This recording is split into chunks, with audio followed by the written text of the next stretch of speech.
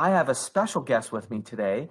I have Gary Bernier with me, and Gary has been hounding me for months to do this specific topic. And I finally broke down and said, okay, Gary, we can do a podcast on this. So, Gary, what is it that you wanted to talk about? Because this is all about you today, dude. Oh, it's all about me. Sure, you invite me on to talk about the demise of an empire, the fall of an empire. That's what we're going to be talking about today. And geez, that's what I'm going to be associated with, Steve. You know, you get to be associated with building empires, and I guess I'm going to be associated with the demise of an empire. The empire we're going to talk about today is Kodak, the guys that owned the photography and film business for years and years and years. And what a lot of people don't know, actually got into the digital space early on. Well, the more you talk to me about it, my resistance to doing this came down because I actually think, even though this was a big company and it was a demise, the more I looked into it, felt like there is a really, really good lesson here. So it is an interesting story, but there is a great lesson. So I really encourage people holding on to the end. But, it's really interesting. When you think Eastman was, first of all, the Eastman Dry Plate Company is how it started before it changed its name to Kodak. It started in 1881 and 7 years later changed the name to Kodak. But if you think about it, what's really crazy is they invented snapshot photography. And when you and I were kids, they were huge. In 1976, when they peaked in the US, 90% of film sales and 85% of camera sales in the United States was Kodak. That's kind of a big deal, isn't it? 85%? Yeah. Oh, God. Like, how many businesses get to that? And in 1996, 2/3 of film sales worldwide was Kodak. In 1996, they were the 5th most valuable company on the planet. 16 years later, 2012, they went bankrupt. So what happened? It's really interesting when you read these stories of what happened. People will say, hey, they didn't see what was coming. And that's my favorite one. They didn't see what's coming. And they knew what was coming. They invented the digital camera. In 2001, they were number 2 in digital camera sales. In 2005, they became the best-selling digital camera in the United States. They had a home printer. They even had an online photo service that they bought in 2001. They even had developed blockchain technology for photographers. So they saw this thing coming. There's no question about it. They were actually developing a lot of the technology that's being used today in digital. So they saw it coming. So I'm on top of the film world. I see this digital thing sneaking up. I'm putting efforts into it. How come 12 years later? Well, the other reason that I've heard people say is they were too early. They were on the bleeding edge of the technology. And I had a hard time with that one as well. So if you think about it, let's walk through some timelines. 2001, they're the second largest digital camera sales.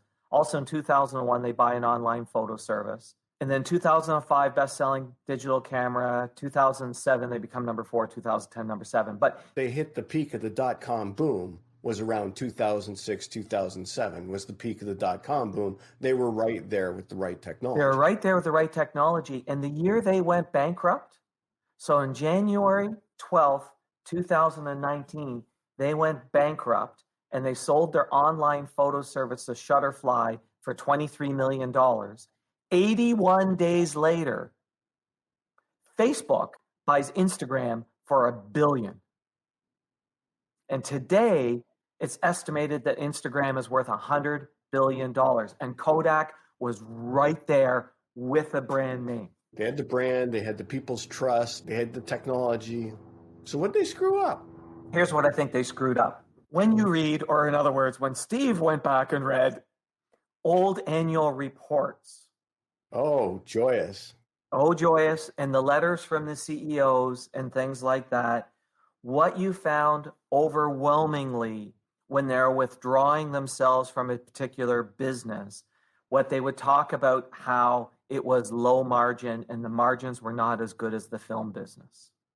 Or what would happen is they would do something for a few years like the blockchain technology and then abandon it because it's low margin and it's not making money, or they weren't sure how to make money on it. But what was constantly happening, it was a constant comparison to the film business, and also this recognition that it was replacing the film business and the margins weren't as good. So there was this constant resistance to going down that path. And I think that got in their way. So are you saying they couldn't flip their mindset to a .com startup, that we're just going to get eyeballs and we're just going to grow and we're going to own the marketplace and later on we're going to figure out how to monetize it? They absolutely were unable to do that. But what's really interesting is if you go back and take a look at both Hershey's and Intel, go back and look at those two stories, Hershey's in particular. I see a lot of parallels between Kodak and Hershey. So Hershey was in the caramel business, as you know from that story. And they pivoted to the chocolate business. And the chocolate business, caramel business was in decline. Chocolate business was higher volume, the future, lower margin. Sound familiar? What Hershey did was he sold the caramel business and went whole hog into the chocolate business. And I think one of the things that does is it removes the distraction. I think if Kodak had done this in their analysis, I think they would have landed in a different place. And I know I'm playing armchair quarterback. We're talking about it after it fell. It's like pulling out and saying, well, the Romans would have gotten defeated over here if they had done this or so-and-so. Yeah, it's all, sure, we're talking about it after the fact. This is a tool for analysis that I really like and I've used with a lot of businesses, especially when it comes to like a product or a division or things like that. And I've modified this tool, but I didn't invent it. This is the Boston Consulting Group created this idea called the Boston Consulting Grid. And they talk about market share in it. I like to talk about opportunity instead. And really, when you take a look at their analysis around market share, it's really about opportunity. So it's really simple. You draw a horizontal line. One side of the line, you say little opportunity. The other side of the line, you say huge opportunity. So that's about your future. Small future, big future. You do a vertical line, generating cash flow, not generating cash flow. Okay. So you now have this quadrant where there's 4 possibilities. So one of the possibilities is no future, not generating cash flow. You call that your dogs. And if you have a business that's a dog, you get rid of it as quickly as possible. You've also got one that is, it's taking investment, taking time, energy, money, but has a huge future. That's called an investment. And then you've got your stars. That's the one everybody wants, which is generating cash flow and got great future opportunity. Those are the things that, frankly, Kodak in the film business had a star for decades. That's where it was running before digital started disrupting, right? Right. And then you have your cash cows. And your cash cows are things that are generating lots of money, but don't have much future. So your dogs you get rid of. Now, so if you think about it, here's what happened to Kodak. And this happens with every industry. They had a star in the film business. And then all of a sudden, and they knew it, all of a sudden, the future started to decline on that. It became a cash cow. So it moved quadrants. It went from being the superstar to just being a cash cow. Right. And what they knew is they needed a new star. And so you've got to do investments. So you take the cash from your cash cow and you put it into investments, and you want one of those investments to become a star. Stay tuned. We're going to wrap up this story and tell you how to apply this lesson to your business right after this. 2 words, lead flow. If you want to grow your business, lead flow is, well, not everything, but it sure can feel that way. You feel the need? The need for leads. And then there's the gnawing questions that plague you whenever you try to boost lead flow. Are you targeting the right customer? Are you saying the right things? Are you advertising in the right places? Are you spending too much or too little? And the ever-present, how can I best use social media? What if you could get those questions answered definitively in 90 minutes? You'd no longer feel the need for leads because now you'd know how to get them. That's what Empire Builders is offering you right now for free and with a guarantee to boot. Go to empirebuildersprogram.com, book a 90-minute Zoom meeting with the Empire Building expert, and boom, questions answered, problems solved. We'll give you the real answers, guaranteed. Guaranteed. Yes, our famous no pitching and no bitching guarantee. First, we won't pitch you at all. Seriously. If you want to work with us beyond our meeting, you'll have to explicitly ask about moving forward. And the bitchin' part? If you're not satisfied with the answers, say the word. And I'll pay you cold hard cash for your wasted time. No hard feelings. Now that's a guarantee. Look, empire builders take action. If lead flow is an issue for you, take action on it. Book your Zoom meeting at empirebuildersprogram.com. Let's pick up our story where we left off, and trust me, you haven't missed a thing. So, in fact, they were doing all the right things except one. When they looked at investments, they didn't look at them as investments. They wanted them to immediately become stars. They didn't give them time. And one of the places that you can see that best is how they went into the home printer business. So think about their history in cameras. What did they do? Give people a camera cheap, make money on the consumable. That was their history. The consumable was the cash cow. Right. Guess what they did in the home printer business? They went with a high price printer and less expensive ink than their competitors. They didn't want to lose money on printers. Oh, no, God, we're making these printers. We got to make money on it. Where everybody else is like, we'll lose money on the printers. We're making the money on the ink. We'll lose money on the cameras. We'll make the money on the film. Where everybody else had learned from Kodak, make your money on the consumables. Kodak couldn't find their way around to that side of the page. Kodak could not learn from themselves. And I think the problem was they were looking at it going, we have to have these things making money. We need high margin. They weren't looking at them as an investment that takes time and energy. The other thing I think that happened was when you've got a cash cow, your objective on the cash cow is you do not want to be putting a lot of time and money and effort into it. A cash cow, you're sucking that baby dry, recognizing eventually the cash cow becomes a dog and you get rid of it. When you've milked the cash cow, there's a point when it comes to sell that thing for the meat that's left.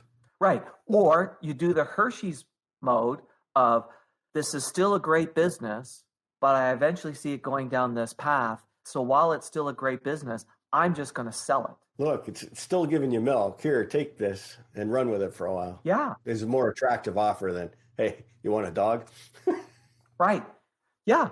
Yeah. Or spin it into a separate division or like there's lots of things they could have done because it was still a very valuable business. But I think they never, with the ones that were the investment side, they were constantly looking at, oh, this is low margin business. This is not as profitable as the film business. And to your point, they never embraced the digital side. They had all the tools. They had the technology for the digital camera.